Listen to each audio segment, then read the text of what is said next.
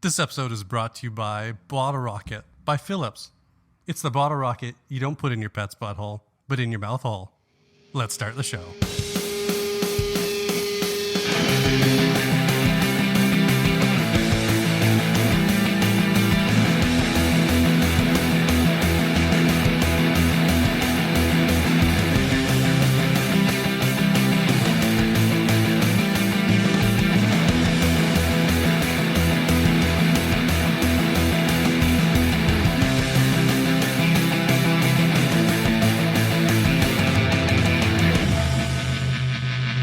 Hey everybody, welcome to Designers Are the Worst, your new least favorite show about an exclusively visual medium cleverly brought to you in an audio format. I am one of the people that is talking on the show. My name is Matt, the other person. And I am your designer Sherpa, journeying you through the canyons and trails. He's like a Louis Vuitton Sherpa. Giving you DEET whenever you need it. And What's DEET? It's Isn't that like a poison they put on corn? well, now that you've questioned me on it, I can't remember. It's for mosquitoes. It's a mosquito repellent. Yeah. It's poison. It protects corn from mosquitoes.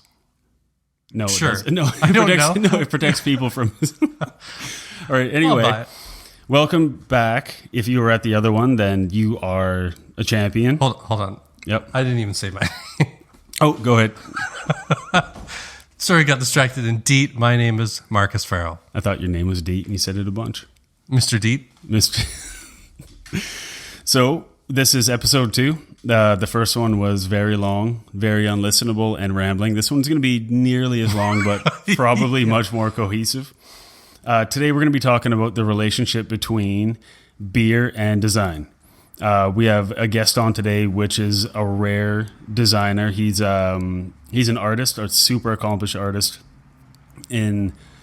privately, and he belongs to an artist group called the Woodpile Collective. His name's Shawn O'Keefe, and he has been working with Phillips Brewing Company, which is one of the biggest breweries in this part of Canada, for over 15 years, and he's done hundreds of labels, and he just has a unique experience that can't be found. Like we at Bully have done a bunch of labels for a bunch of different breweries, and it's always a learning experience, and every client's a bit new. But Shawn has this crazy experience with basically one beer client for 15 years. Especially doing them exclusively for that long with kind of no breaks in between. He's been in it for like balls deep into it forever. So there's going to be a lot of good insight into what they're doing and how that process is and how it's changed. And it's cool because I've known Shawn for a while, and he's just a nice dude that makes cool stuff. And then once you learn more about him, it's like, holy crap, you did that and you did that, and you've been doing this for how long? And he's just a humble, mellow guy that knows more than he'll admit to. And yet, despite how much design work he does, still doesn't consider himself a designer. No, he's a reluctant designer. He's an artist that puts stuff in the computer sometimes. Yeah. So I'm really looking forward to this episode. 1, because it's an interview and not just us. Yep. And 2, I'm sure everybody else is glad to. Yeah. And 2, because it's episode number 2. And that means that the first one was done and you did it. Yay. And it'll never be that bad again. No. So what is the deal with you? I experienced burnout this week. What's that feel like? It felt terrible. Because I work Monday to Friday at my job, and then I do side client stuff. Mm-hmm. And so that is in the evenings and whenever I have time. And lately the job, we'd taken on a few extra projects that all kind of overlapped just because that's just what happens. And so your work hours kind of extend a bit, what have you. And so I'd finally reached the point of burnout where I'm sitting there at the computer. It's like 1 a.m. and going, fuck, I'm getting sick. And then the next morning I wake up at 6 because that's what I do. Yeah. And I'm sick. So I'd get in the vehicle, drive to the local store and pick as much medicine as I can, drink as much, and go back to bed that morning. The one store we have. Yeah. The one that's Canada. open. Yeah. But yeah, burnout sucks. But turns out there's a cure for it. and it's not doing work for a couple hours and sleeping and taking medicine and alcohol and particular whiskey during the day. Yeah, helps you sleep. So, how are you now? Much better. Yeah. Oh yeah. All right. Well. Yeah. Yeah, that's happened. I mean, with us, with Ryan and I, my wife. It's like, I didn't do the Borat voice. No, I did a new one. But that's going to be every episode, I imagine. I hope not, but it's hard because Ryan and I run Bully Design Company together, so I talk about her a lot because we are together all the time and talk together, not to each other. We talk together to other people. It's almost constant. But with having like the kids and the business and all that kind of stuff, and then getting sick, the burnout thing is just like you just feel dead. Like you want to throw the chair through the window, and you're like, I quit, and you're like, oh, I can't quit because then the company dies, and then the money goes away, and then all this kind of stuff. You just have to be like, oh, my fantasy of not working for one day is turned into like this tumbleweed of nightmares where then you get out of bed and you just get back to work, and then at the end of it, you don't feel like you accomplished anything because typically when you're feeling that crap, you don't do very good work. Yeah.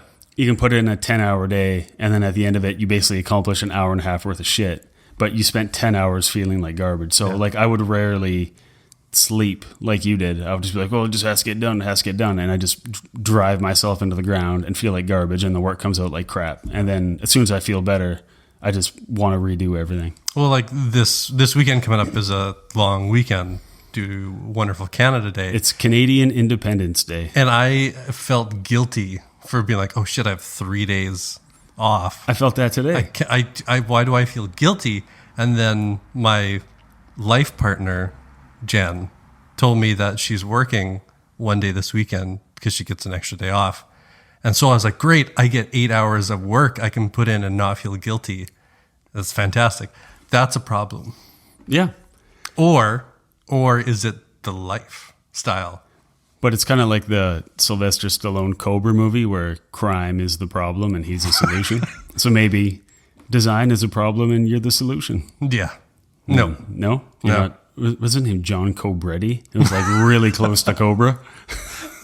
It was like Tango and Cash. Yeah. His name was John Tango and Dance Tash. Dance Tash? Dance Tash .0. It's like, what's his name? Who wrote the NBA theme song? Shaquille O'Neal. No, John Tesh. Oh, that's right. That tall glass of blonde water. He wrote the NBA theme song. He looks like if Thor's parents had another baby that they just didn't feed or give milk to. It's like a withered god. This is our wonderful son Thor, and this other thing is John. This is Craig Kilborn used to do like a late show, and he would rate things on a scale from 1 to Tesh. I enjoyed that very much. So I'm also very young. So I remember that. So what's been going on with you since last time? We went away for the weekend. My wife's. That's two. That was two Dad last and episode. my mom fucking both turned 60 on the same weekend. So we went, and they live in the same city. So we went up. Ryan's talking from the couch. You can't hear her, but she's insisting on it. She said I turned 60. Well, we barely know each other. So we went up there, and it was like when you go out of town to the in-laws' house, and in-laws like to drink beer, it's all of a sudden work. I don't check email. I don't look at anything other than the bottom of the can, and then I get another one. So by the time like Sunday rolls around and you get home, it's like, oh, I'm a little tired. That was like a big party weekend. But then all of a sudden you feel like you just went to the spa all weekend. So the hop spa, where you go to somebody else's house and the kids are running around, and it's like, I don't care how much toilet paper they use, it's someone else's problem now. And oh, look, more chips, and I will have another beer. And you get home, you're like, what a relaxing weekend. And just because you didn't have to care about anything. So yeah, I had the opposite of burnout. I had drinking, beer in. hey, we're talking about beer today. Its magical healing properties on the inside, but also what on the outside can make somebody buy that beer. What a magical segue. Speaking of segues, we're going to take a break and then talk about more segues. Dun, dun, dun, dun. Wait, more segues? Oh, yeah. Oh. Or we might, because we recorded this before, and here's some like... The magic of radio. He's an oracle. Yeah. So, yeah. Thanks for sticking around for this part. The next part's better. You made Probably. it. Yeah. Goodbye.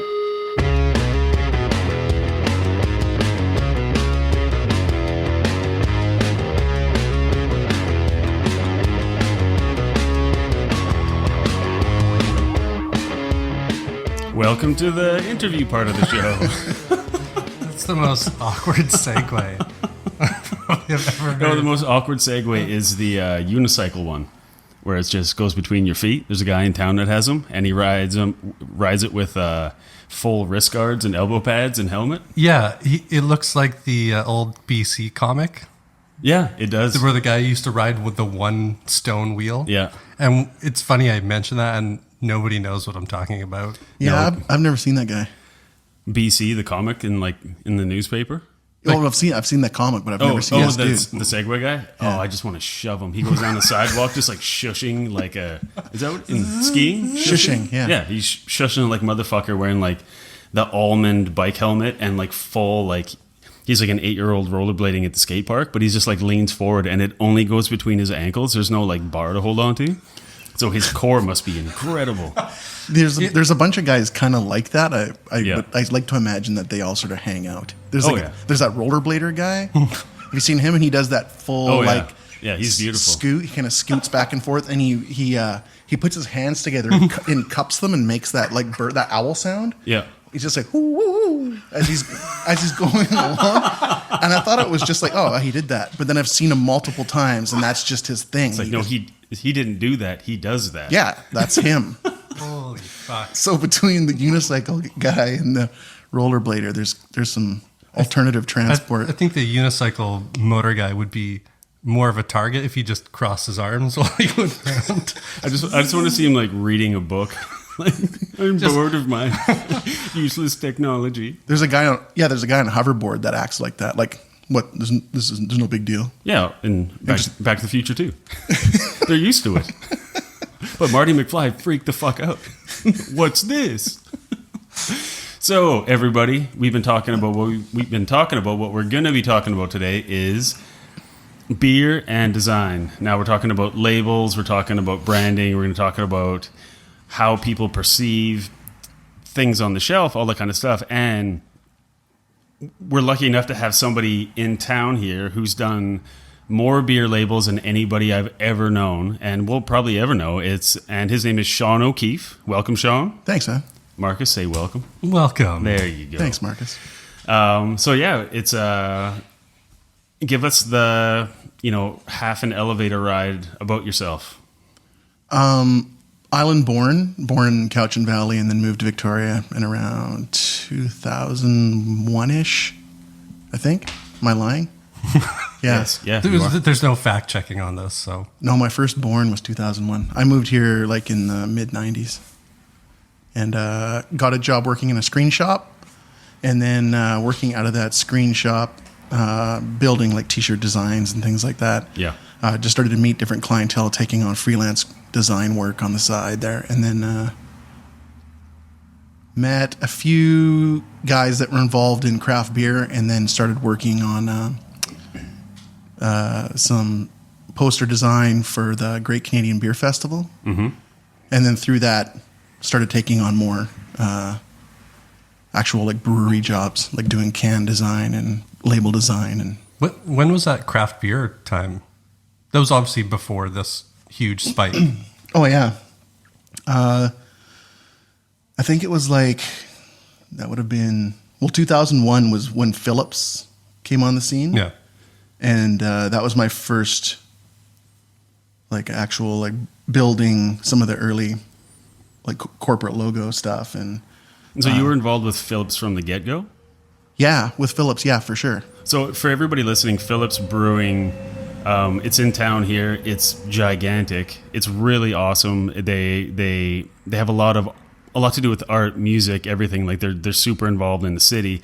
They're kind of like the Dogfish Head Brew of like Western Canada. I would say. That's fair. Yeah. They're massive. Their beer's gnarly. It's really good. They started making what I used to call weird beer, and I would drink normal beer, which was anything that came in an 18 pack or more. Right. Yeah. And then I'm like, oh, what's this? And the first time I had it, I had their IPA, which is called the Hop Circle.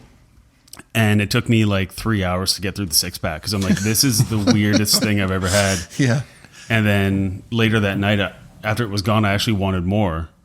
And I was like, oh, what's that ingredient? And it's like, well, that's hops. I'm like, oh, I've never had that before. Like, well, it's in Budweiser. You just can't taste it. Yeah, for sure. I mean, we're one of the original kind of big hoppy craft breweries. Yeah. But I mean, that was kind of our early identity, and we continue to do that. Yeah. At the brewery, but it's because it branched huge. out. It's huge. Yeah.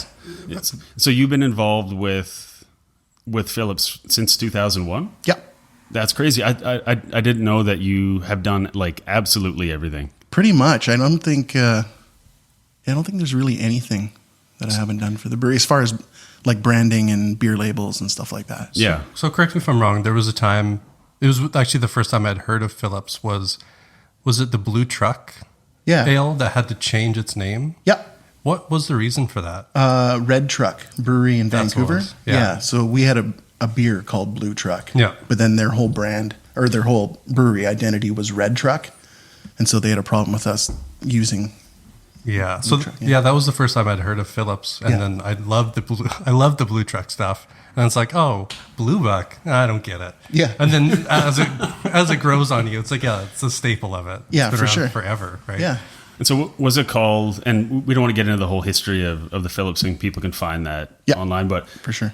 I know Phillips has like an awesome blue delivery truck. Right, yeah. Did you guys have that back then, and that's why it was called Blue Truck? Yeah, the very first delivery truck was the Blue Truck. Yeah, and Matt like built the brewery. He delivered the beer. He brewed the beer. He did everything. Yeah, that was his truck that he was delivering the beer with. That's cool. So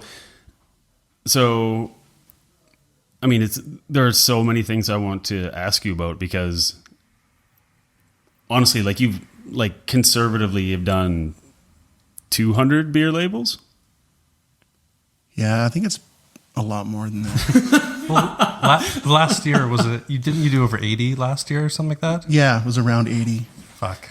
Yeah, so if you go to phillipsbrewing.com and check out like a sliver of the stuff that Shawn does for them, it's crazy because it all stands out no matter what the beer is. Like even yesterday, my wife Ryan and I, who's on the couch taking notes, say hello. Hello. That was a test. You're not supposed to talk on the couch. Fail. Fuck. We were in the beer store last night, donating our time. And we saw the new one. I forget what it's called, but it just jumped off the shelf. It was like the big bottle. Anyway. Super memorable. No, I was going to say. No, I would have bought it because I buy all the new Phillips ones because I know Shawn does them and Phillips does good beer, but that one was warm and I wanted cold beer. It might have been... They have a buffalo on it? Could have been Thunder Punch, Yeah. So the thing with that I've always dug about Phillips is they kind of did their own thing. It just looks fun. Like, yeah, I mean, tons of color. I mean, when Matt started, like when I first met him, he came into the screen shop and he was like just skateboarded in. And he was like, "Hey, I'm starting this brewery," and he had a few ideas and we worked together and it worked out. And I kind of grew with him through the whole process of the craft brewing kind of movement and his brewery. And we just started to, I mean, from square one, it wasn't like we had a game plan, it was just kind of designing the first 4 labels. And then it'd be like, oh, okay, that worked out well. And now we're going to try this. And what were the first 4? It would have been the original IPA, which was, it was just Phillips IPA. And it was like an orange label with the black elephant. Oh, yeah. And then what else? There was the chocolate. Was there chocolate pour or espresso stout? So the porter's been around that long? Yeah. Shit. Yeah. And I'm trying to think, what else was in the original lineup? And so I at the can't remember time, now. it was It's just a long time ago. in relation to the rest of beer town, which Victoria kind of is now. It was just new beer to most people. Yeah, I mean, it was all new to me. It wasn't like there was a big craft beer movement at the time. Craft beer was guys that would brew it in their basement, and Yeah. it'd be the guy that would come over to your house with like 4 plastic like Fresca bottles with beer in them. Yeah. Like, what are you doing? He's like, oh, I just make this. It was And then- it was called like microbrew. Yeah. It was like a microbrewing thing, Yeah. you know, and there was, I can't remember, Lighthouse was around that same time too. I made the original Lighthouse logo. Oh, really? Yeah. And then did some of their early packaging, but then, yeah, just parted ways because I was head, over my head with Phillips stuff, and Yeah. that was kind of where the passion was. So now Phillips is like it's like your day job, right? pretty Like- much. like I a- mean, like with the amount of new product coming out and stuff like that. Yeah, I've got a lot of work. And so my big question with that, because we work with breweries, and they're very different than other clients in that, a lot of things are very personal because the person starting the brewery, they're putting fucking like a bucket of money into it that is all their money. And if Right. it doesn't work, they're screwed. Yeah. So every choice has to work, or else these people, the second mortgage, whatever, the investors, everything, they have to make that up somehow. Mm-hmm. And it's hard when a business would be failing to start making more money somewhere else. Is you just Oh, yeah, you have for to sure. watch, and it's like now it's like over $1 million to start a brewery. Yeah. So what was the idea in the beginning? Honestly, it wasn't my day job. I was still working in a screen shop, and that was my Yeah. day job. So I was doing these freelance jobs. So it was the first few things. It was mainly I was trying to get a beat on exactly what Matt's vision was and where he wanted these sort of initial labels to go. And I just tried to build what he kind of envisioned. And then through that process, the next one, there was a little more, hey, what do you think we should do? And then, it's like any long-term job. You start to know a little bit more about each other's tastes and abilities. Yeah. And then with that comes more freedom and more kind of imaginative kind of work. So, And so yeah. did you have like free reign in the beginning to like just go nuts and make something cool? And No, we'll I wouldn't tweak say it? free reign. I mean, Matt's always really involved. He's involved in every aspect, but there's definitely been, in the last, say, I don't know, 5-6 years, it's been a lot more seasonal releases that are kind of, off the cuff. The brewers are making really cool wild beers. And then for that, it's not part of your core lineup. So there's a little more freedom with that. It's it's a beer that's going to be out for a month and then something new. So it's not like there's not so much investment into building this real solid core brand that has to stand on its 2 feet for a long time. So So with the breweries that we worked with, I've done maybe like 1% of the labels you've done for different breweries though. So it's interesting seeing like the different expectations and the styles and all that kind of stuff. And then even with the amount that we've done at Bully, there comes a time where it's just like, okay, I'm looking at the same size rectangle. right. What the hell do I do with this fucking thing? Because I've done this before. Like, so how do you like get into it? Like after doing hundreds of labels, like how do you look at the same rectangle and be like, well, let's just mess this thing up and have some fun with it? Yeah, I mean, we've sort of built like a small creative team at the brewery made of like marketing and head of sales and Matt and Jim, our GM, and myself, and we'll include others as well, often to and the brewers, of course, to come up with a beer style. Usually it starts with that. Usually it's like the brewers sort of put forth or Matt and decide on what style of beer they're going to brew, and then we bring that into the creative meeting and kind of look at what that beer is, the seasonality of that style, and then kind of go from there. But start riffing on names. So are you involved in the naming as well sometimes? Yeah. Oh yeah. That's cool. Yeah. It's really fun. That's one of the most fun parts is Yeah, we did that. that creative process. with one of our clients, they wanted a lot of input. Then that kind of trailed off, and they had more of a set idea. But yeah, the naming is fun. Yeah, it's like a blast. It's like easy design because you don't have to do anything. You just have to think of shit. Yeah, and be like, what about these ideas? Like we named a brewery in town called Category 12. Yeah, that's awesome. That's great. And it took like a month to get the name because at the time there were something like 2,400 breweries in North America. Right. And then if it's like copyright infringement or if somebody's incorporated in like Montana and we're in British Columbia, there's a reasonable expectation that those beers could collide somewhere in the middle in the store in the middle of like fuck nowhere. Yeah.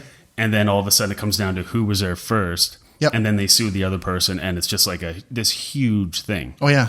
So the naming, I could imagine back in the day, nothing was registered. Like Phillips Brewing, like try and register that now. Like in Florida, I'm sure there's like 3 down there, but yeah, exactly. Yeah, I mean we do that. We do a lot of Google searches, before we actually go to put Untapped it. and like that. Oh yeah, that's official research. And there's some like dude that looks like a pedophile that makes it in his basement, but he's like a microbrewer. He's and the like, one, oh, we can crush this guy. We have a legal team. He's the dude that's coming after you. Yeah, like Ron doesn't stand a chance. Or he'll just blog you to death. Yeah. No, it's true. I mean, we all bring a list. We'll have our homework. We'll be like, hey, next week we're going to talk about this new beer. And then we all kind of come in with our list and we'll kind of read them out. And a lot of them are just like trying to be as obnoxious as possible just to kind of get the other guys to laugh. And then someone will be like, hold on a minute. I think, what was that last part again? Yeah. So what's one that you like thought of that it's kind of like when you present logos or anything to a client, they're like, okay, can we have like 2 or 3 versions? And you give them 2 that are good. And then you give them one that you just kind of like half-assed before you went into the meeting. Yeah. Just to have like a throwaway, and they're like, I really like that one. You're like, why? Like you're like, oh, all I'm doing is fulfilling the contract, and you just fucked it up. So, I mean, there's luckily there's a lot of like checks in place, for that kind of thing. But it's like launching a nuclear missile. Yeah, like ones that are off the cup. Like we had an anniversary beer called Pandemonium, and that was sort of like we messed around for forever trying to come up with a name, and then Pandemonium was just kind of a joke. Yeah. And I was like, we'll have this giant panda just kind of like wreaking havoc on the city and lasers and stuff. And then I just saw the look on their faces and they're just like, oh yeah, we're doing that. Yeah, we're going to do that. Which is awesome because at that time, Phillips had been around for 15 years already. Was that last year that beer came out? No, it's a few years ago. But I'm also probably stealing that. I mean, Simon, I think it was Simon that came up with the word pandemonium. But but even then, just the fact that like Phillips is willing to have fun still is cool because for sure. I mean, that's why we're doing it. The bigger things get, the less fun they tend to get. Right. And you guys are like gnarly big, but it's still fun going in there. Like all your stuff's everywhere. And Kristen Stu Dobell's stuff is everywhere. The hand painted signs, everything. Like it feels like you walk into like kind of like a serial killer's like shack in the woods, but it's full of beer. You're like, fucking, this is kind of rustic and like gnarly, and like it doesn't feel like anywhere else in town for sure. No, I mean that's the thing. It really feels like it's been built right, and it continues to grow, and it seems big, but it's not as big as a lot of the breweries that people know of. Yeah. But for the size that it is, we've really kept that kind of fun atmosphere, and a lot of the people are real characters at the brewery, and I think that's a great place to kind of hang out. And I think with all the labels that have been done and the amount of things that Phillips does everywhere, when you're in another location, say like somewhere in even Alberta, I think they have it, and you see it in the cooler, you're like, well, that's always like a fallback, and it kind of feels like a safety net because you recognize it and you feel akin to it a bit, just because you've seen it before and it's now part of your life. You drink it all the time. Well, it is weird being designing with one company like that, and especially building brands around that product, because it has become such a. I mean, craft beer is so huge, and it's so trendy and all that kind of stuff. And you see so many fantastic beer labels out there. Yeah. It's just pure art.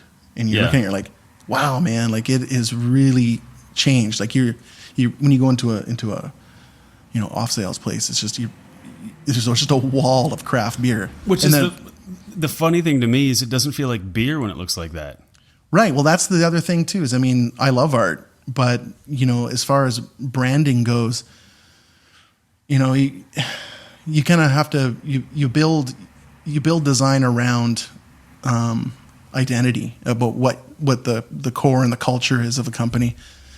It should inform that, right? You see a lot of stuff that's really cool looking, but it doesn't necessarily say a lot about the beer. Yeah, exactly. Yeah. I mean, Yes. the guys that run Joe Beef, it's like this crazy restaurant in Montreal. And super funny guys. I've watched No Reservations and all that like 900 times, so I feel like I know them. I can speak for them.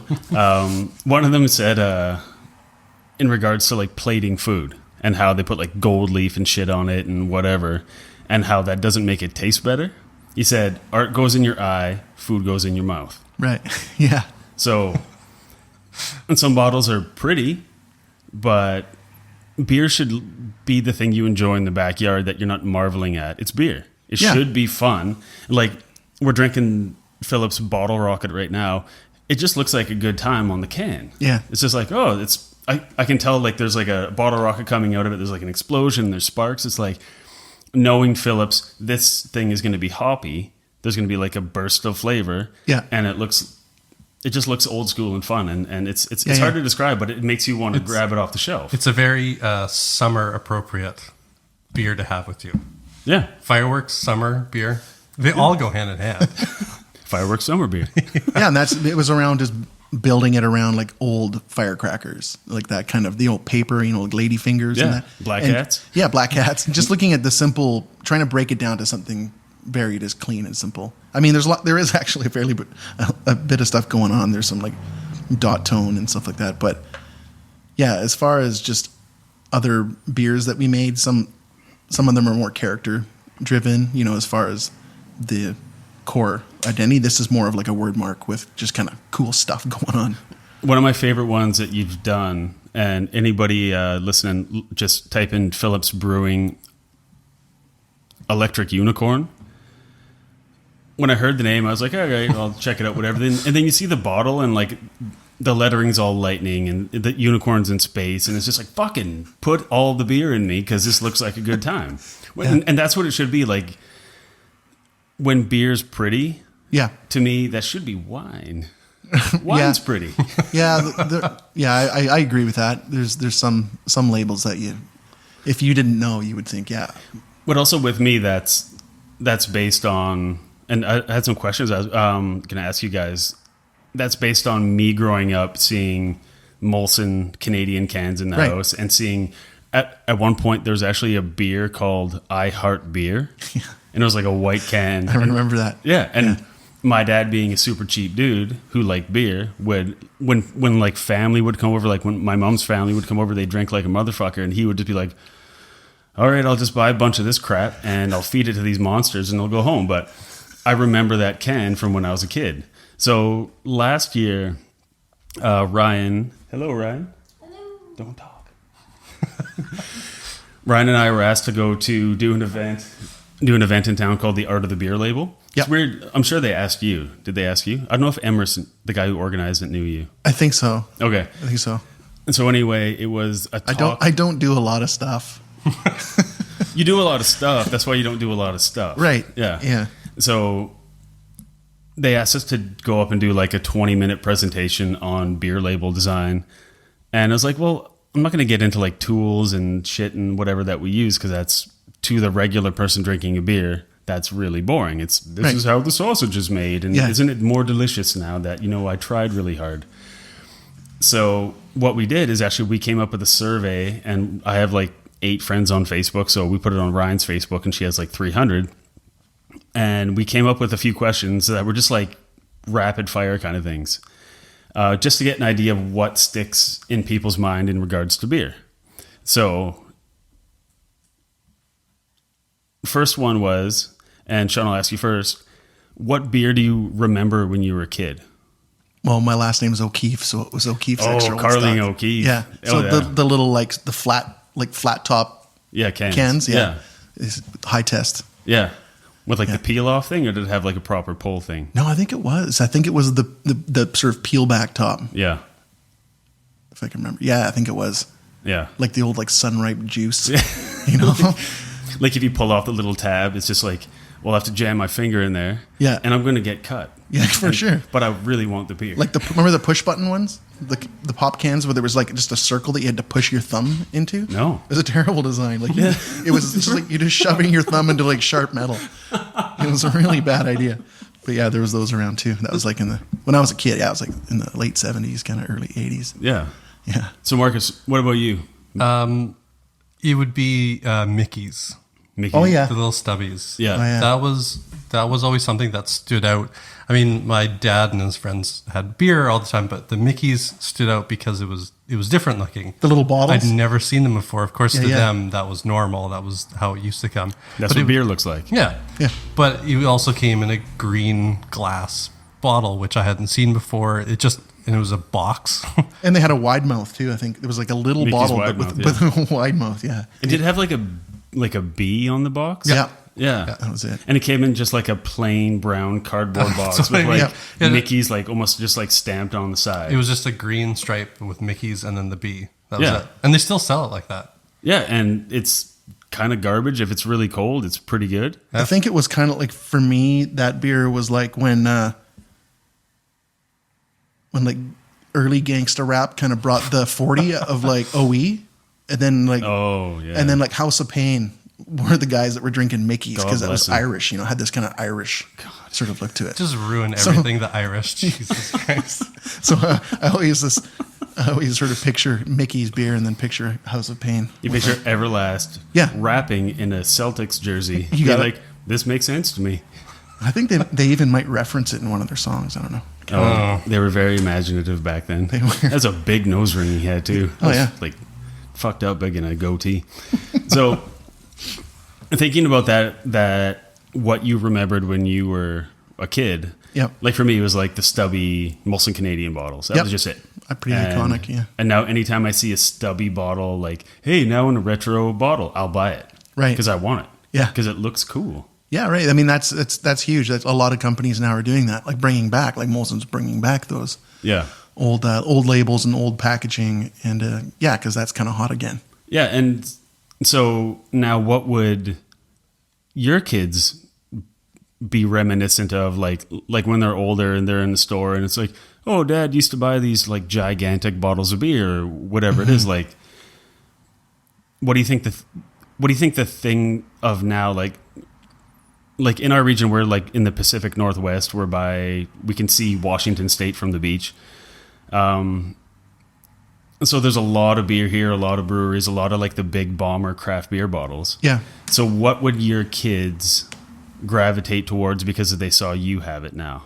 Yeah, I don't know if there's that same thing anymore. I Yeah. think a lot of that stuff, like we were talking about, that nostalgia, it was based on this sort of kind of blue collar Canadiana kind of thing. And I think now it's kind of creative and artistic. And I don't really know I don't think there's anything like that as far as like a brand that my kids would maybe remember Yeah. back. I don't know. I mean, it's hard.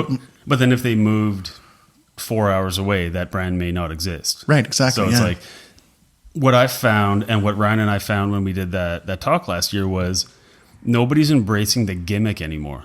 Right. Like Kokanee cans, which is a big beer in Canada, the can is just like wrapped in, it's like a mountain range, and you just have to find the Sasquatch on it or the Bigfoot. Yep. And where does that exist now? Like what you're saying, like these labels are a beautiful work of art, but I want to play with it. Yeah. Like fuck art, I want to play. It's a beer. So Yeah, we've always kind of done that at the brewery too. Yeah. Matt's always been like, hey, don't be afraid to hide something in the label. So Yeah. I've always done that. Like, there's always some little thing in there. yeah. It's fun. Yeah. And that's the thing that, like, you remember the O'Keefe because of your name. Right. And it was kind of like it was a family gimmick that just happened to work out for you. You know what's fun? Yeah, I mean, O'Keefe here, I think in like Western Canada, there was just O'Keefe's Extra Old Stock. That was like the only O'Keefe Yep. thing. But I think in Montreal, the O'Keefe brand was much bigger. I think there was like 5 or 6 different Carling O'Keefe thing. It was bigger there for sure. Yeah. People always send me pictures of stuff from Montreal, like old beer posters with O'Keefe on it. And so, what about you, Marcus? You're, as far as I know, medically you're barren and can't have children. But if you could have children, That's never been proven. not for lack of trying. So, if you had kids and embraced the family lifestyle and stopped living your other lifestyle, and say in like 25 years, what would your kids look in a store? Well, they'd be in like the beer store and be like, oh, my dad used to have stuff like that. Oh God, it'd be if they still made Bottle Rocket. Yeah. It would be that. Yeah. Because that seems to be my go-to, or Bowen Island. Yeah. I always just hit up some Bowen Island. If I could still have the old label, but Yeah. that's a whole different thing. And so for people listening, Bowen Island is an island off of Vancouver. Yeah. And they make cheap beer. Now, in Cheap, America, but good. it's good. Now, in the States, cheap beer is like $6 for 90 of them. For us, cheap beer is like $8 for 6. We also, if we break our arm, we don't have to pay for it, so there's a trade-off. But yeah, so Bowen Island is like that standby. You're like, I don't want to spend like, it's like, do you want to go on safari or do you want to go to the water slides? It's like, well, I feel like going to the water slides. I'll get Bowen Island. The admission is cheap. It's a lot of fun. It's even fun when you're alone. And it's local too, right? I mean, that's the thing is when there wasn't really that option. Yeah. I mean, they brewed Lucky Lager here on the island for a while. Yeah. Back in, I think they shut the brewery down in the, I think 80s. Was it later than that? It's lower, around the 70s, I think. 78, 82, something like that? Yeah. Yeah. Yeah. But they still made the posters, though. The posters are. Oh, yeah, no, I mean, the marketing on Lucky is Oh, my really, God. really crazy. It's kind of an interesting That thing, I but- could Yeah. never get enough of. It was like going home for dinner was your pay for the day because you didn't die or some. It was always these crazy logging photos. Yeah, it was great. I don't Yes. know who wrote those, but they were great. Yeah, they're awesome. And so for people who don't know Lucky Lager, it's a beer that actually when I grabbed the beer for the show tonight, the guy in front of me was buying a 15 pack Oh, yeah. of Lucky Lager, and I said either this guy has no money or he's going to want to fight later. Yeah. He may have just crushed those all on the way home. Yeah, because it's like a fuck it, I'm drinking Lucky beer. Yeah. And then it's like a statement. It's like you wear white sunglasses and a puka shell necklace. I know that I'm going to want to stay away from you because you've made decisions that I wouldn't make. To make the decision to drink something that smells like hay is something that's a life choice that you've made. You're on your own. Oh, man. Do you happen to remember Dude Beer? Oh, Yeah. yeah. That And- was very short-lived. I remember going camping, and a buddy of mine had a 12-pack, and we drank all of it. And I remember thinking, there was nothing in that. It was just water with some flavoring. That must have been American beer because it It's was funny it didn't last longer, hey? Yeah, The it joke was, shit. it was really dumb. So the can itself, you can look it up. It's the fucking most least imaginative thing ever. It's like a black can. Next to I Heart Beer. Yeah, At least that had a little swagger to it. This one just black can with like almost like impact font, and it just said "Dude Beer" on on the side. But the joke was after they came out, and they're like, "Dude, give me a beer, dude, beer." And then what it turned into is, "Dude, I got too many dudes in me last night," and people would stop buying it. Like I heard a story about. Sucking back a dude. Yeah, like I must have sucked back 30 dudes last night, and I like shotgun a dude. Yeah, what? Two of them. like as soon as I get in the hot tub, like I can't keep a dude out of my mouth. It's just so relaxing. So it turned into like this joke because the internet's a nightmare and it rolls and people are like, oh yeah, I got 8 dudes in me and that kind of thing, and then it just vanished from the shelves. But in a way, if they embraced it as a gimmick, Right. and just like get a dude in you tonight. Totally. People would have bought it because like, oh, that's funny, but they're like, no, that's not what we meant. That's not. It's like Shut it down. Pull the big lever and just shut down processing.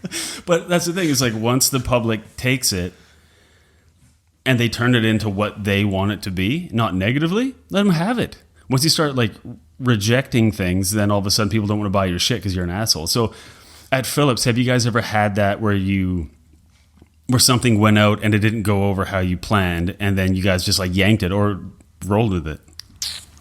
Nothing like dude. Not like Brewkkake lager. No, or I mean anything? Brewkkake. Yeah, Brewkkake. we've honestly. Wait, hold on. It's got to be Brewkkake Bavarian Lager. Creamy secret. Crazy. We come up with stuff like dude, like that kind of stuff. Yeah.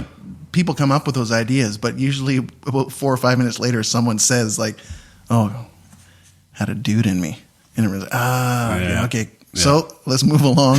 Yeah. There's that. That's like I said, naming beers and stuff like that. You're like a 8-year-old in there. Well, it's like on The Simpsons when they flash back and they were naming Bart, and Homer didn't want a name that anybody could make fun of. He's like, Bart, Cart, Dart, Art. No problem with that.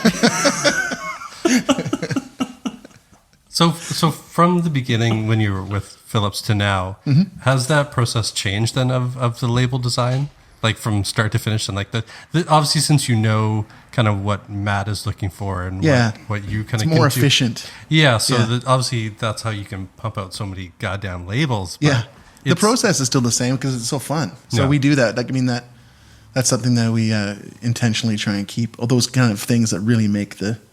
When you're grinding away and trying to knock out all this stuff, try and keep the elements that make it fun. Yeah. But it's gotten way more efficient. Like we're not spending a lot of time because we just know now. We're pretty dialed in on, who we are and what we like. Because the labels are either can based or rectangle bottle based, whether it's the large or the regular size. Mm-hmm. Was there any talks ever to branch out of that shape at all, or let's just keep it rectangle, let's keep it can, let's not do these weird die cuts? Well, there's lots of different things that go into that. There's like what your bottling line looks like and what your canning equipment is like, but because you do it all in-house too. Yeah And I mean, as far as also the thing that we've really tried to concentrate on is being smart, like in an eco way too. So a lot of those die cut stickers and stuff, it's just like big plastic things that are stuck to the bottles, right? So we do a lot of like consumer 100% recycled labels and stuff like that, the paper and the stock. And so you kind of almost have to build graphics around that too, because they're not going to have that kind of super punch. Phillips does a lot of the recycled paper, so it gets things get a little drown out. Like it's not that shiny vinyl big deal, but so there's those, we make those choices as we're going along, like, hey, is this something we want to do? The technology changes and there's those capabilities or maybe we're changing our labeler or something like that. And then there's like, hey, we now have the option to change and do something different. And we kind of look at that and balance it. And there's lots of decisions. Does doing that sort of work, does that change the color process of things? Yeah, for sure. I mean, that's always a tough thing is, building something and then trying to represent what it might look like when it comes out the other side. And we get this big, huge box of labels and you're like, oh, shit. So, then it says, Shawn, did you mean this blue to be this dark? And the answer is always absolutely. Look, I think it looks awesome. Yeah. Nobody's doing this right now. Nobody's fucking up all the colors on their labels right now. Pantone 4712. Yeah, of course. I know what I'm doing. Yeah. Yeah, no, You're an idiot. Trying to build those kind of bold choices, I guess, when you're making the label. Yeah. Yeah. Have you been approached by any other breweries since then? Yep. To do all their labels? Yep. And you just go, no, I don't have time. Yeah. Yeah. Yeah, for sure. I mean, it's kind of like, I don't know. It's like, it's like family. It's so loyalty. Loyalty, and you see, your friends working hard to build something, and then it's kind of, I can't just go and help out some other guys. Yeah. Yeah. I mean, that said, there's not a lot of, there's a lot of goodwill in craft beer too, which is kind of cool. Lots of guys helping each other out and, lending equipment and hops and stuff like that.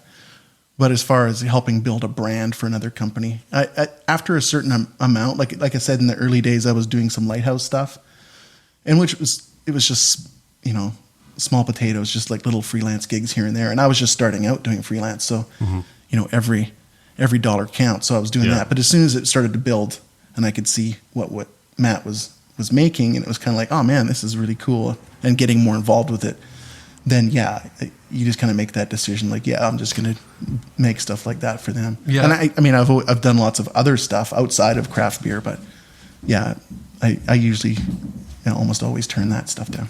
Yeah, I guess it's hard to branch out when you've kind of watched it over the years grow the way it has. Yeah, totally. And not be a terrible company. Yeah, it's great. I mean, that's the thing. Yeah, it's just like, yeah, you're all kind of homies. So Yeah. You got lucky too in that with Phillips, there's a lot of history and a lot of brewing experience, and the beer's all Tons. really good. Yeah. Where all these new startups come out and they're like, hey, we're coming out with a pale ale and an IPA, and it's like, you guys all get the ingredients from the same fucking place. Right. You get the water from the same place. You get whatever. It's all very, very similar. But then you look at Phillips, and it's kind of like when you're talking about rap, it's like in the 90s, like Phillips is like Snoop Dogg now. Right. He's like watching the other breweries come up and be like, fucking foolish mistake. Like, dude, we did that when it didn't cost $100,000. Right. Like, it's got to be kind of cool, like sitting back knowing that there is a certain level of security in what you do, in that there's not some dude running around the brewery like stressing out, like looking at his phone, going over spreadsheets, being like, we're not, like, we got to sell more beer. Like, there's got to be a level of confidence, and like, oh, if I leave work on Monday or on Friday, there will be a job here on Monday. Right. But the other thing that's crazy about it is that there is those guys running around like, holy shit. Because it's like, there is still that hustle. Like, so many guys are busting their ass, especially when you're a brewery that's like, I mean, Matt, like I've said, Matt was fabricating everything. So, I mean, there is literally people building machines. There's guys and there's engineers and the crews that are working on the bottling lines. There's maintenance that stuff is constant. There is a lot of like moving parts, but as far as like stability goes, yeah, I mean, we're all doing it. I'm saying we. I mean, I'm the artist. It's a little different than what a lot of the guys are actually building down there. But I mean, there is a certain camaraderie and guys going the extra mile. Yeah. Just because it is such a cool place. There's so many cool people. You want to help everyone out. I mean, there's guys upstairs last week, helping package, going down, and just because, hey, we could really use that right now. Got time to lean, got time to clean. Right. Oh, fuck. And everyone does that. Never want to hear that ever. No, it's annoying. What's really cool is when you go into the brewery too, like you see that it's almost like the punk DIY thing where we're given a tour that we had a meeting there with Matt Lockhart one day. And the cool thing about having a meeting at Phillips is they meet you in the tap room. Yeah. And they're like, what beer do you want? And they fill up a pitcher and we go up and have a meeting. And then when we're walking through the brewery, it looks like Fraggle Rock or like the Lego movie or something. It's like, here's our assembly line where the bottles go on. And like, oh, that goes right through the wall. They're like, yeah, that's when we grew 8 years ago. We just punched a hole through the wall. Yeah, we punched a hole through the fucking wall and we just laid more track and kept going. It's kind of like There Will Be Blood. It's just like more railroad track, more oil. It's just kind of like, we don't care if there's a tree or a cow in the way or like a family. It's just knock it out because we need to get this stuff out of here. Yeah, it's grown really organically. I've got it's pretty awesome. I got a kind of a dumb question. Yeah. It might be dumb. So when you go into Phillips, there's a lot of the labels and art is hanging on the wall. Mm-hmm. Do you keep like every label that you've designed in your house? No. Maybe in empty bottle form at some point. It's really funny. Like the other day I was going through, because I've got tons of sketchbooks, and I've got this. I was going through a whole bunch of them on the shelf, and I was just flipping through, and it's like, oh, there's my concept sketches for the Amnesiac. Oh, yeah. Like way back, and then flip through a few more pages. Oh, there's Slipstream, and there's there's. I still have a lot of remnants of the building of all that stuff, but I don't have all the labels just because my wife would hate me. Well, it's cool too because speaking of like Amnesiac, which is like 8.5%, like it's like a big gnarly beer. It's really good. Yeah, and it's got this big elephant, like almost like an Indian, like East Indian style elephant on it.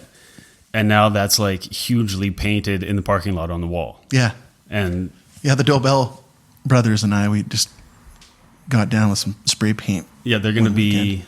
in here in 2 weeks, so Yeah, we're going to they're have to get more beer. A lot more. Yeah. Yeah. These guys are great. So Marcus was talking about like the change and all that kind of stuff, and reminds me of something that Ryan brought up to me yesterday when we were talking about you're going to be on the show today. Is the scheduling must be so like goddamn precise. Oh yeah, Like it's got to be just a nuts. machine at this point right now. it's crazy. Yeah. Yeah. I mean, summer is just bananas. It's crazy what's going on in there right now. But say, and so for those of you who don't know, Shawn did, like I think Mark said earlier, did like 70, 80 labels last year. Like at the end of the year, Phillips does something called a snow case, and has like it's like an advent calendar with beer. So it's like an Yep. advent calendar with Is it like 24 or 30? What's that? The beers? Yeah. 24. 24. Yeah. So then you also have to do a bunch of new labels for that too, right? Yep. So, like, how do you work the schedule of these are the things I have to do normally, and then with knowing that something like Snowcase is coming up? Like, do you guys know those beers are going to be there in December, or Yeah, for sure. It's a huge mechanism to do that stuff. So there's guys Yeah. that are forecasting, and they're there's spreadsheets showing what we need, how much of what kind of ingredients are needed for that, and that's all being ordered in, planning out where stuff's going to be sitting in tank, when stuff's getting packaged and bottled, how long it's going to the shelf lives and all that kind of stuff, and then logistics as far as like, okay, we need that box, we need those labels. We're going to have to be packaging on these days to get it out to stores by this time, and yeah, I mean that stuff gets crazy. I mean, like I just finished working, like I was sitting on the hottest day last week building like Christmas stuff, and it's just kind of like, oh, that's got to man. feel very It's kind of pretty- off-putting. It's pretty surreal. Just throw in a little Sinatra Christmas and you'll get in the mood. Yeah, Put on so 3 sweaters. and we've gotten better at that over time. We used to be trying to crank out labels, super tight deadline, Yeah. and then of course you're paying more because everything is rush and you're getting them printed wherever, and yeah. So that's the thing with getting better at what you do. There's a way more lead time, and so you're working on stuff in a little more of a sort of a precise matter. Yeah. So in regards to freelancing or doing like your art stuff, which is gnarly, like look up Shawn's art as well. In comparing your, calling it a day job at Phillips Brewing to how it started, like freelancing, I mean, like, or doing stuff on the side, like after hours for other people, Yeah. like special projects, like what have you noticed is the primary difference between being in the machine and then being outside the machine trying to cram shit in that fits?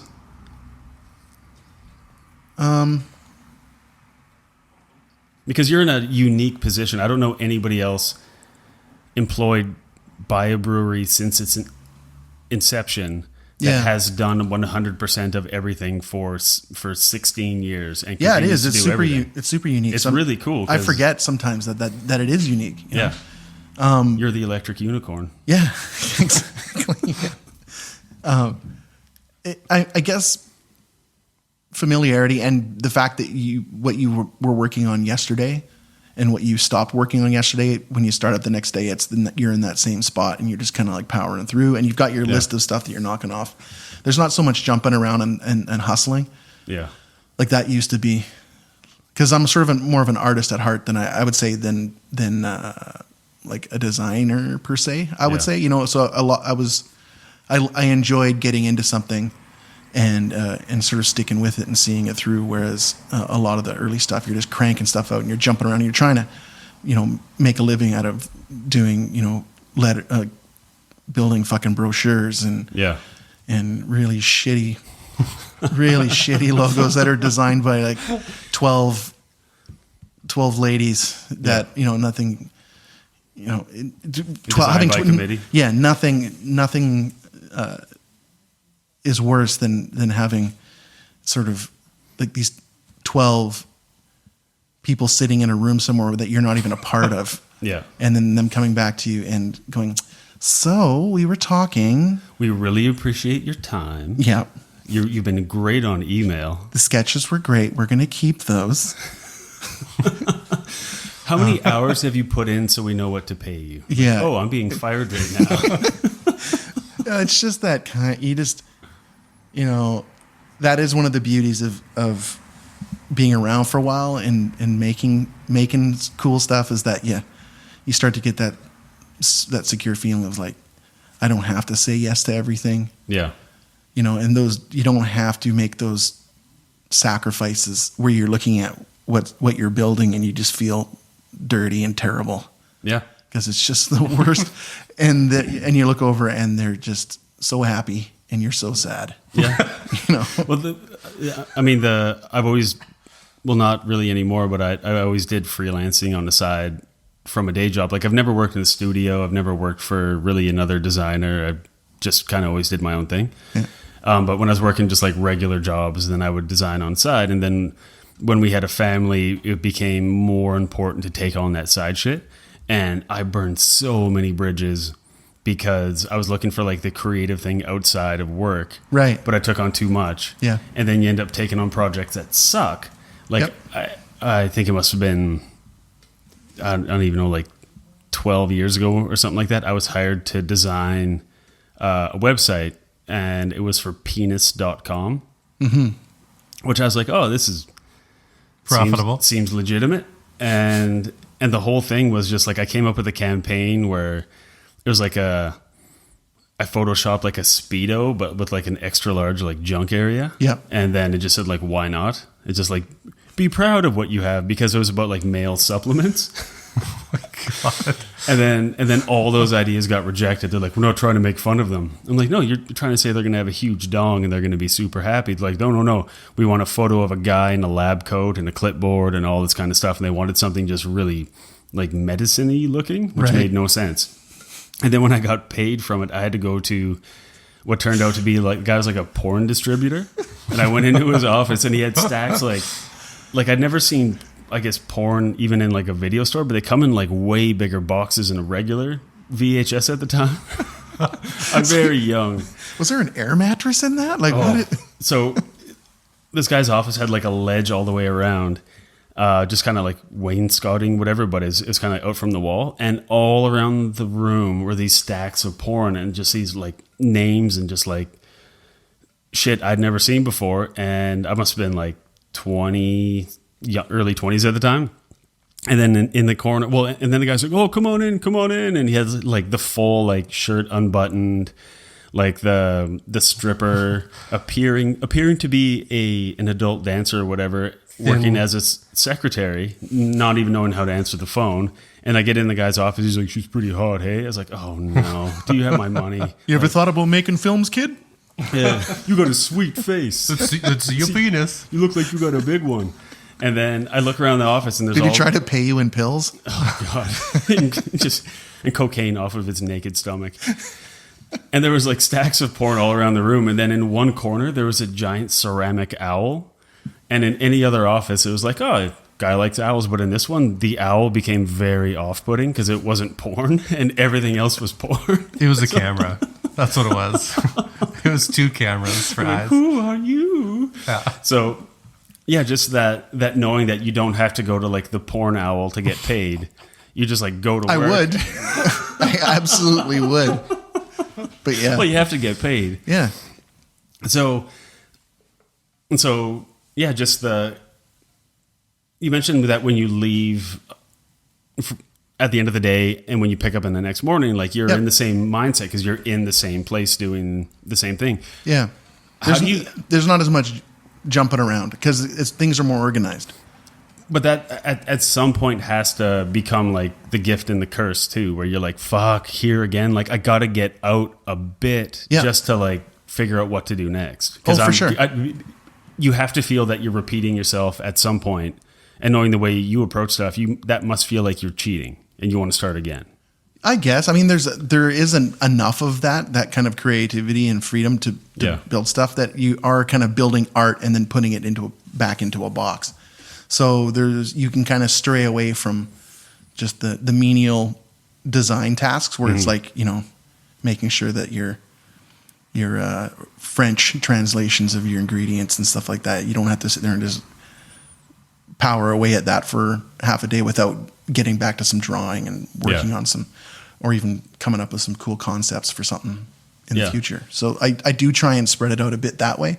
I mean, just after designing and stuff like that for so long, you do get pretty good at being able to buckle down and just get to work. You know, that's the difference between just making art and doing design. It's just you just get proficient and you get it's like other guys that just go to work, right? So and it's one of the best jobs you could have, so it's not so bad.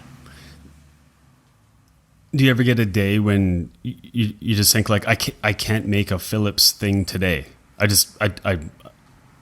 can't get into it today. Like, do you ever just have to like bail and be like, I'll be back tomorrow and I'll finish it all? Or is it at a point where you don't have to think about it as much anymore? You can just make. Well, if we're not under the wire, I can sort of build my own time. So I will take a bit of time to go to my painting studio and just go and work on some paintings for a bit. Yeah. Which, I mean, the other cool thing is that Matt has always been super stoked on when I was making snowboard graphics, or he was always into it, like checking out the stuff and thinking, he's always said, I think that's so awesome that you're doing that stuff. Because, you know, in the end, that kind of creative freedom to work on those other projects, it always comes back. Yeah. So, and Matt's always appreciated that style. Well, it's also got to be a bit of a vote of confidence in him that I chose the right guy because other people want his stuff too. Yeah, probably. He's mine. Yeah. Yeah, no, it's there's like anything, if you're working on something, especially if it's a longer project, you can get a bit of burnout, but you know, my wife's a nurse, so yeah, she's got medication. Pills. Yeah, she has needles. Pills, all kinds of pills. Should we take a little breaky? Yeah, we'll take a quick break and we'll play music we picked music earlier today. Yeah, we did. So you'll hear it tomorrow. Yeah.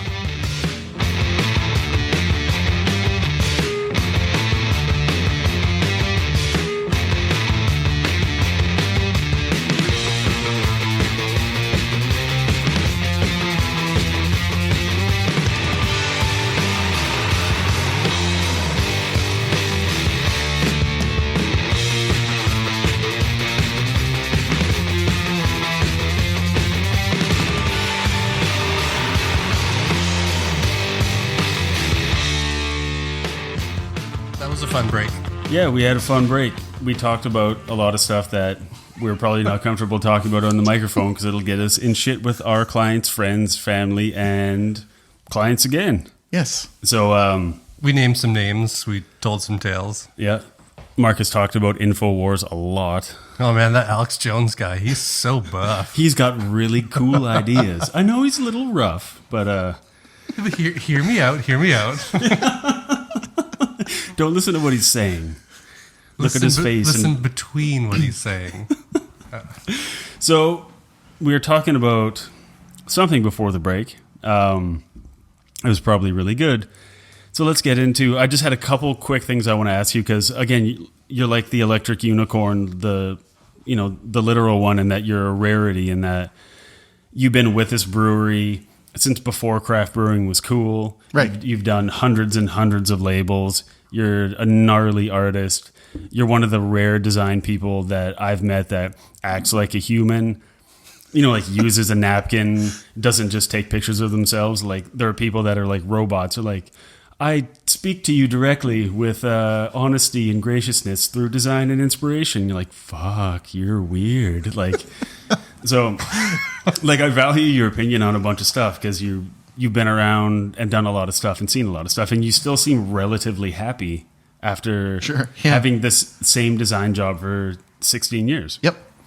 So with all your experience in all kinds of design, at the break we were talking about how Shawn's doing stuff for bike companies and stuff for this and stuff for that, and it's not just beer. He's doing a bunch of design. Well, he does a bunch of design with beer, but he's doing stuff outside of beer. Then he does art and all that. With everything that you've seen through your basically unparalleled experience with Phillips Brewing. Oh, and the show is accidentally brought to you by Phillips Brewing. They don't know, but we'll put them in the tweet. Nice. Bless their hearts. And we're drinking their beer, and we drink the beer all the time anyway. Free plug. Ooh. Nice. So, do you think that design amounts to loyalty in regards to beer? That does. Sorry, how? What was that? So, say you had two different beer, tasted exactly the same. So, okay, so if you had two IPAs at Phillips that were exactly the same beer, Yep. you did two different labels. Mm-hmm. Do you think one's going to do better than the other one forever? Do you think people get Yeah. loyal to a design? Yeah, for sure they do. I think the design brings the people to the product, and then the product has to stand on its own. So I think if it's a good beer, yeah, they'll buy it again. I think the design maybe brings them to it, though, right? So if it was the exact same beer, I think people would probably buy it with their eyes. Yeah. And then if they're both good beer, if they're the exact same beer but they're both good beer, I think people will continue to probably purchase the one that the design speaks to them. So if it was going beyond the two beer, if it was a wall of beer, like there's a beer store in town called Cascadia, that they have their big store that has this fucking craft beer wall that looks like the Great Wall of China. It's obscene how big it is because you can't reasonably pick anything, and how beer labeling has got where everything looks like either this crazy slick vector thing, or it looks like some fucked up pencil crayon drawing from high school art class, or it looks like in something like Phillips, which has this vibrancy and this cohesiveness, but also this uniqueness and all that. And there's a lot of that out there. If this wall of 700 beers, every beer tasted exactly the same, would people buy the same label every time thinking it tastes different? Yeah, no, I don't know. I mean, the thing about it is that the market's so saturated. There really is that issue of you're putting so much product out. There's only so many SKUs. Like people have got so much product in a category, and you look over, and you're just clobbered by image. There's so much of it. So there's other things with product placement. So there's the reps and stuff are trying to get the product put in the most optimal places. So eye level and in certain spots, that comes into play. Yeah, I mean, I've been burned before buying a beer based on this label, and it sucks, and you never buy it again. I know there's another brewery in town that pushes marketing a lot, right? But their beer really isn't that good. There's a lot of that. That's the thing with the craft beer is so prolific. There's so much of it out there, and there's so many new ones. Like there's a new brewery opening every couple days, and it's just because craft beer is so big. There's a lot of really good beer out there. There's so much more of it, but there's also so much terrible beer with good labels. With good labels, and it's like I don't give a shit if Chad Kroger's straightening his hair right now or not. Right. Nickelback fucking sucks. Right. Like you're not gonna fool me. I might be like, oh, this. Well, agree to disagree, but Sean's wearing a Nickelback t-shirt. I saw a quote. Someone quoted today. There was like a battle with him and some other Corey from Slipknot. Yeah, the best battle. That quote. He's what KFC is to chicken. Yeah, and he is to what? And people are like, "What's wrong with that?" I actually stopped and I was like, "Yeah, that's pretty accurate." But it's KFC and chicken. Yeah, that's pretty good. Actually, it's way better than what he is, isn't it?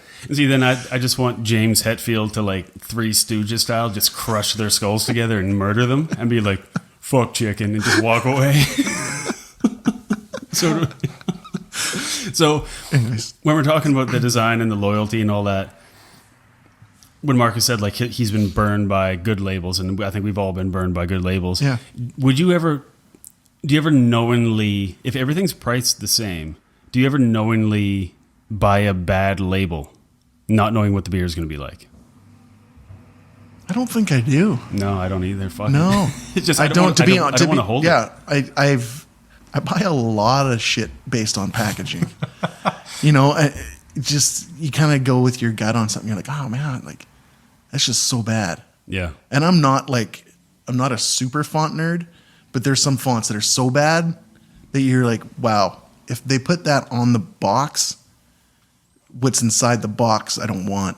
Yeah. It's such a bad decision that I can't buy it. Then I wonder, I mean, once in a while I'll buy something that's just like obscene to look at. Yeah. So I'm like, if they don't give a fuck about the outside, maybe the inside is like amazing. Like it's like that Chinese food restaurant that has like, like a burnt out car in the parking lot. Okay. But they've been in business for 30 years. I'm like, it can't be gross. When you go in there to just experience for a minute. And then all of a sudden you eat like the shrimp and you're like, oh my God, this is incredible. Okay. But you never want to see how it's made. No. I'll buy things that are. Yeah, how does this? I'll buy things that if it's come from like another country and like English is their second language, and the bio on the package or the description of what's in it is so fucking weird, and I'll buy something like that. Yeah, like it's like enchanted chicken love or something. All right, Marcus, put your InfoWars brochures away. I love that stuff. I love that kind of packaging, but it's like just poorly designed stuff. Nah, I don't really do it because it's not. It's like a job. You go to a job interview with like a gravy stain on your shirt. It's like, fuck it. Like, you may be a genius, but I want you gone because you look gross. So I'll never know like the beautiful genius inside because you showed up looking like a bag of shit and you didn't care. Yeah, but I wonder if that's unique to us because we're, you get to be a little snobby over the years. I don't know. I guess so. Like, I actually had this thought today. I drove by this house, and it was this sort of pink stucco house. And I looked up, and the top story, they had this arched window, and there was no like what do they call it? Are they called munions or minions? The spindles on the window, they were just kind of like flat metal inside the glass. And there was like no super 90s. Like, no overhang on the roof. It was just this weirdest. I looked at it and I thought, I fucking couldn't. If someone gave me that house, I couldn't live in it. Yeah. That window would make me so sad every day. It was so, I was thinking like, I'd rather just camp.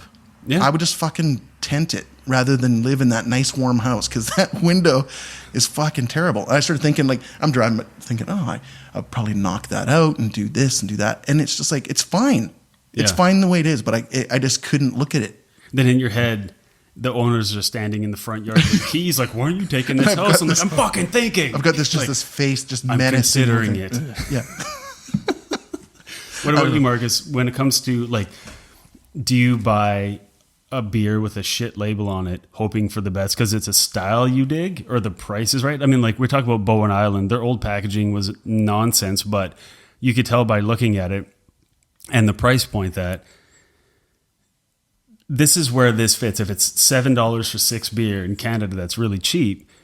And the label, it's kind of weird, but I'll give it a try anyway because maybe there's like the diamond in the rough. It could be the Aladdin of beers. Before Marcus answers that, I will say I will buy a beer that has a shitty label if I know the brewery. And I'm like, those guys make good beer. That's true. I might go, why the fuck did they make that terrible label? But so if there's a reputation on the brewery, I will. But like there's a brewery in BC called Fuggles and Warlock. Yeah. And their labels are getting better. But they had one in the store tonight and I hated it. It was called Destiny IPA and it had this weird hop. I'm like, what the fuck is that? Like that's the worst can I've ever seen in my life. And then I looked at the brewery and I was like, oh, that's like Fuggles and Warlock. Yeah. I was like, those guys like win awards. I'm like, oh yeah. And then it's like the devil and the angel on the shoulders, like, buy it. Like, it could be good. It's like, no, you're sacrificing your entire being to buy this like bag of shit. And then it's kind of like, I just walked away. I'm like, this is too stressful. I can't do this. Like, I know what inside is going to be good, but I don't want that thing in my house. Look for it on draft. There's no labels. You're just like, I'll try that. And then they bring you a pint of it in a Molson Canadian glass. You're like, everything makes sense now. Like, we are truly in Canada. Yeah. So sorry, Marcus, buying like a garbage looking beer, hoping for the best. Yeah, it's happened. And I tend to do it less now just because it seems like when I do, you get burned on the actual beer itself. Because I tend to buy what I like, so I usually go for an IPA. And there's only certain types of hops that are half decent now. But yes, the labels were. You can. It's just I don't want to get on a rant about Fuggles, but don't get me on like. I don't mean to get. I'll just on say a rant. one thing: they have a label that's a ripoff of Super Smash Brothers.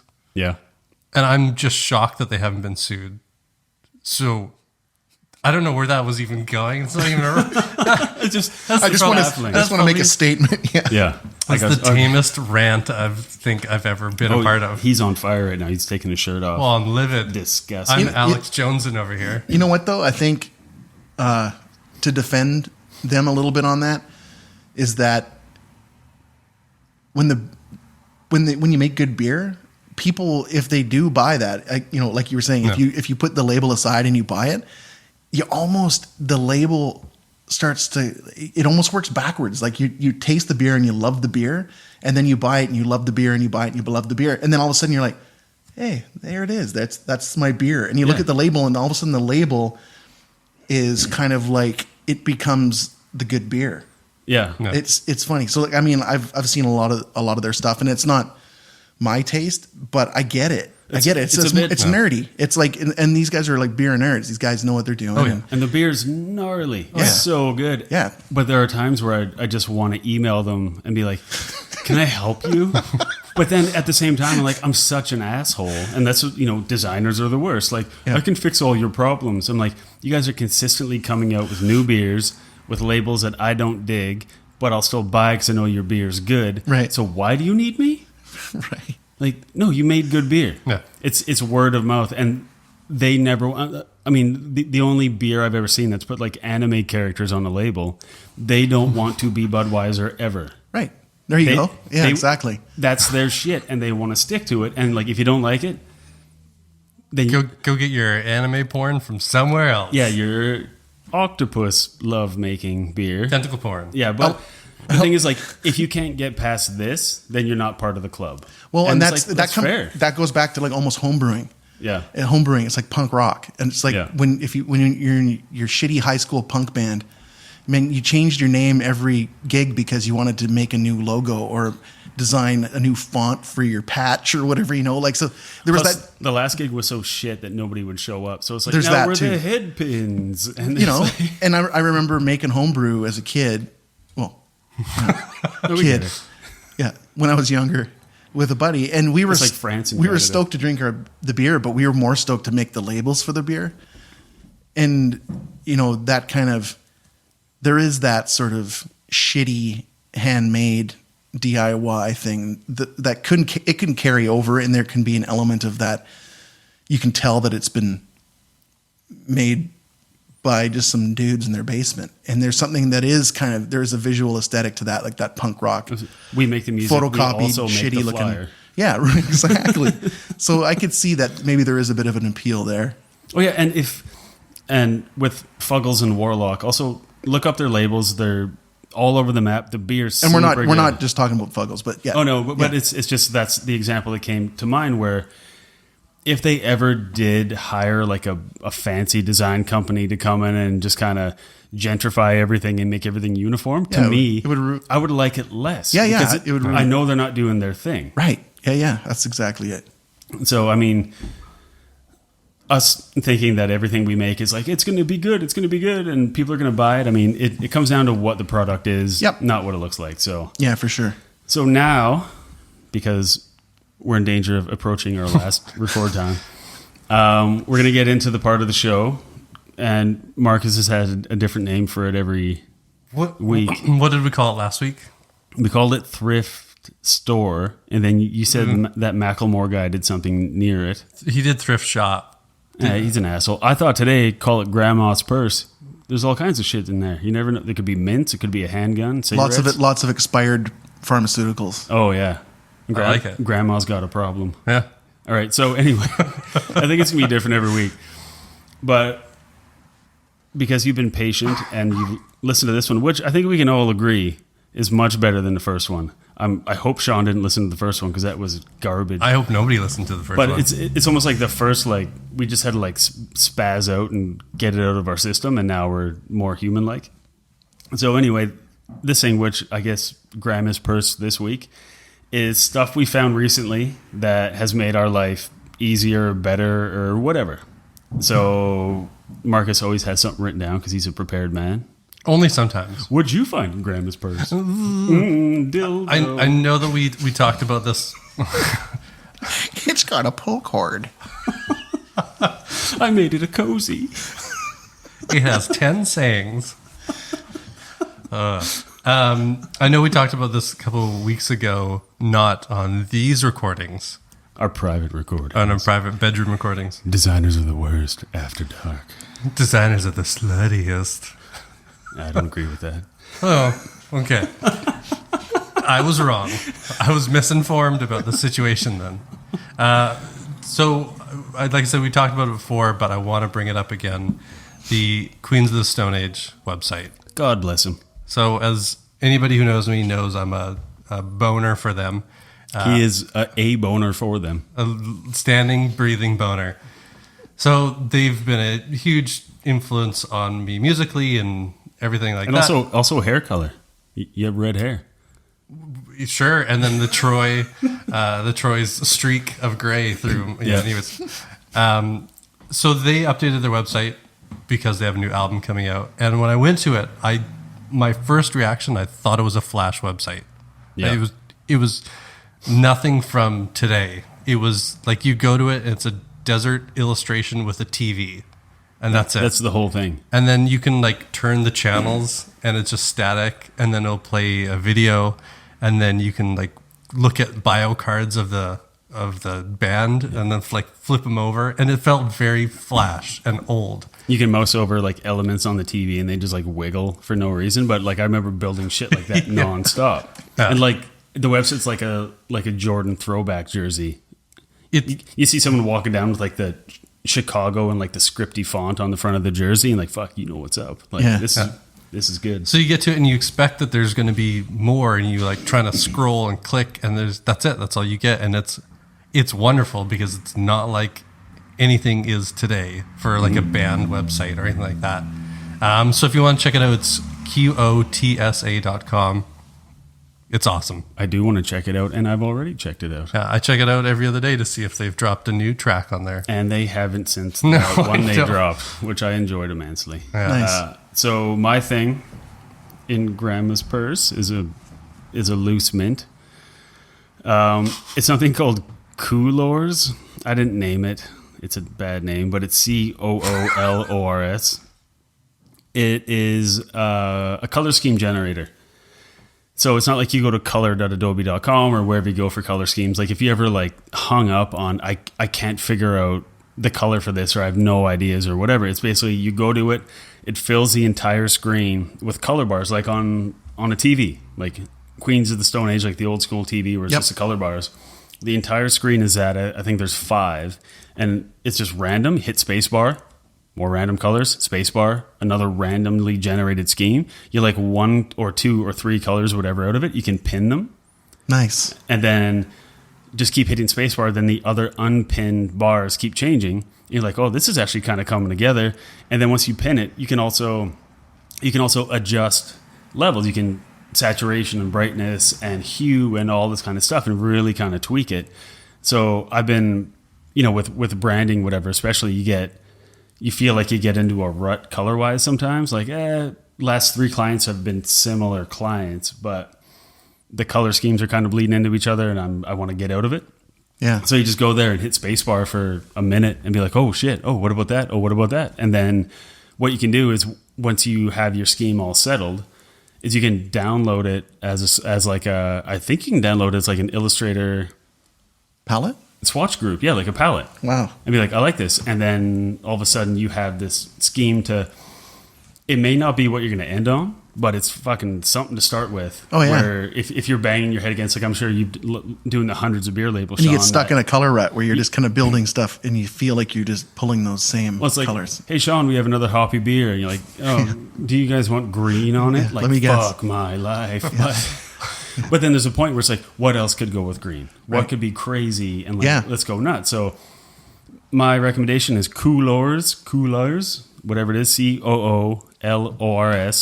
Go to the show notes at designersartheworst.com, and we'll have all this stuff, anything relevant that we talked about, or all these recommendations, we'll have them linked, or photos, or whatever the hell they are. And like any typical designer, their portfolio and their own site is the last of their priorities. Yep. So ours is a pretty coming soon page. It's under construction. Courtesy of Squarespace. Thank you. Accidentally being sponsored by Squarespace for the second week in a row. They had no idea. Very cheap for them. Shawn, do you have anything you've seen that's cool? Yeah, I mean, that was a very useful thing. This wasn't at all, but it was kind of like a throwback. Do you remember David Thorne? Do you remember that dude? Mm-hmm. He was a designer and kind of like I guess a comedian, but he has this web page. It's 27B/6. And David Thorne, his famous thing was the Missing Missy poster. He was a designer working in this office. And was it that cat? Yeah.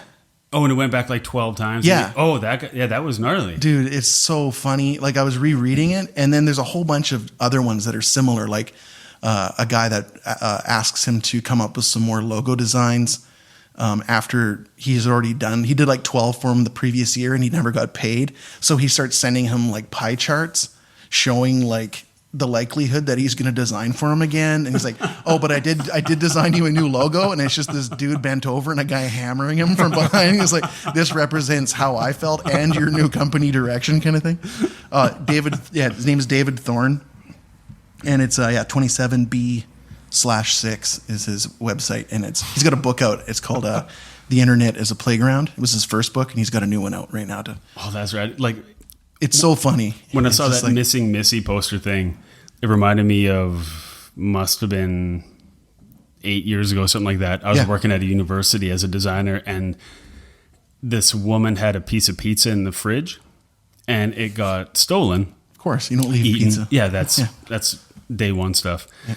So she emailed the entire staff, including the dean, and said just paragraphs and paragraphs of this is outrageous, and you go to work, you think you're working with nice people, and then this kind of shit. Like she was a victim of a hate crime. She was like this blonde lady who had half of a brain, and everybody couldn't stand her. And she went off, including the highest person in our area at the university, being like, this is insane. And every time she replied to anybody on it, she would CC the entire staff because she was insane. So then I started making these missing posters with pieces of pizza, like, approximately 6 ounces, answers to the name Toby, all this kind of shit. And we started putting them up everywhere. Well, I didn't have any friends there. And then a big email went out about whoever's making light of this, they have no idea. If they had ever had their pizza stolen, they wouldn't do this. And I'm just like, oh, fuck, like, please get a disease. You're the worst person ever. And then when I saw that Missing Missy thing, it made me feel so happy. Oh, yeah. Because it was, that guy had like a fun playmate with it where he could go forever. But with mine, it was like, it was basically a white blonde woman acting as Rodney King, fresh off getting beaten by the police, being like, don't joke about this. But she had a piece of pizza stolen.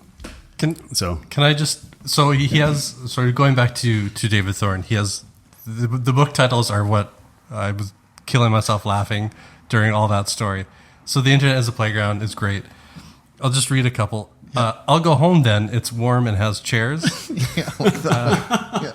Look, Evelyn, Duck Dynasty wiper blades. We should get them. That's a great book title.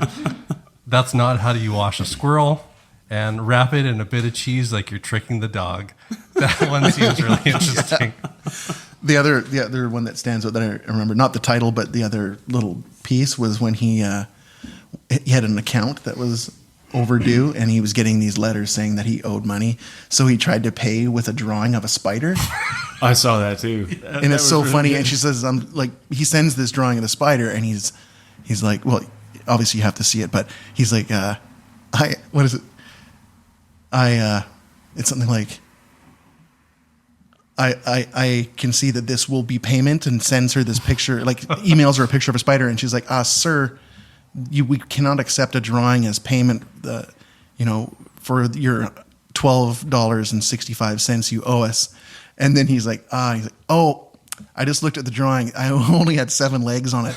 Here, I'll redraw it. Here's one with 8 legs. Surely that must have been the reason why he wouldn't accept it. And it's all about the people on the other end. Yeah. They're just, it's just, he picks the perfect people that just, he can just keep going and going and going. He's like the opposite of Larry David, where he's not playing with them. Right. No, he is playing with them. Yeah, but Larry David's like, attack, and they just like fight. So, Yeah. Anyways, yeah.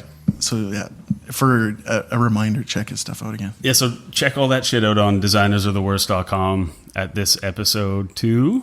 I don't know why I had to think. We've only done one other one. What episode is it, 2? Fucking so dumb. Should we go through shameless promotions? Yeah, so, Shawn, internet is very popular these days amongst children and adults. It's true. Where can people find you on internet?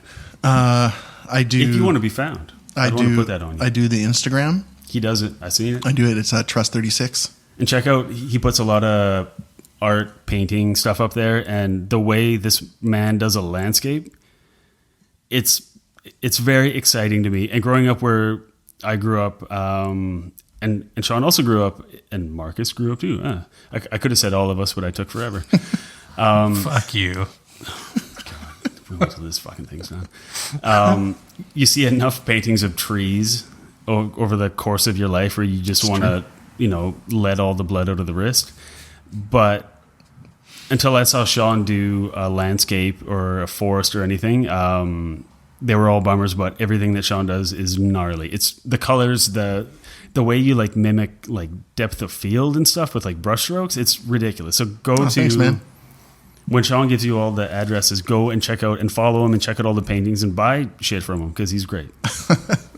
Yeah, I mean, that's it. I just use Instagram and throw stuff up on Facebook. And it's just Shawn O'Keefe. Shawn O'Keefe? Yep. Okay. With us, don't look for me on anything because I'm not going to follow you because I don't follow anybody. And I say things that are very offensive. And I just realized the other day that our kids' teachers may see that follow stuff. And I'm like, oh, that's why we get called in all the time for the one kid. But so we are Designers Are the Worst. You can find us on all the things that we're on at Worst Design Show. Go to Apple Podcast and look for us. We're on there. Now on Google Play, Stitcher. We're on Stitcher.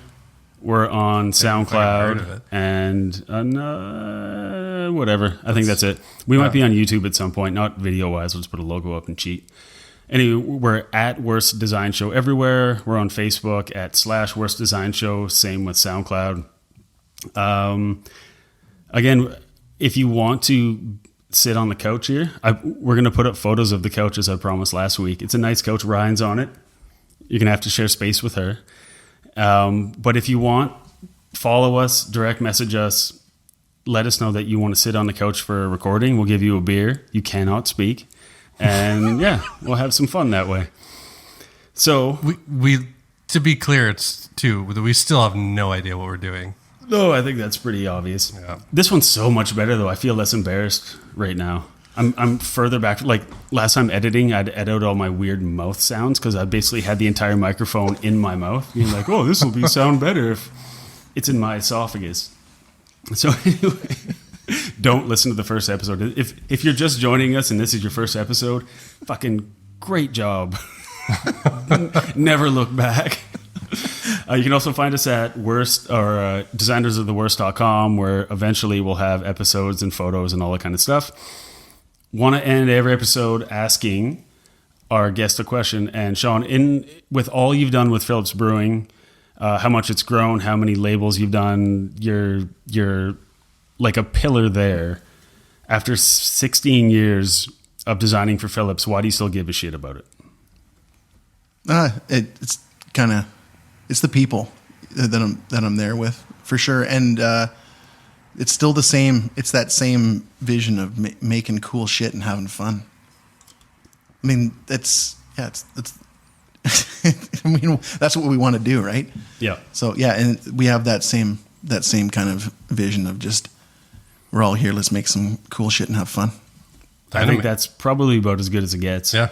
And I thought of I accidentally said something that could be an end thing for the show at the last show. That, going off what Shawn said, which is about as being in design as long as Shawn has. Oh, that was a fucking. Oh yeah, we're also we're recording like 15 feet from one of the major roads in this town with giant windows. So if you hear cars, just pretend you're listening to WTF with Mark Maron and you can hear his fucking neighbor's lawnmower. Anyway, going off what Shawn said about, fun shit with cool people. It's a good job. Making pictures for a living ain't all that bad. If you think it is, then you're the worst. So see you next time. Bye. Bye. Thanks, guys.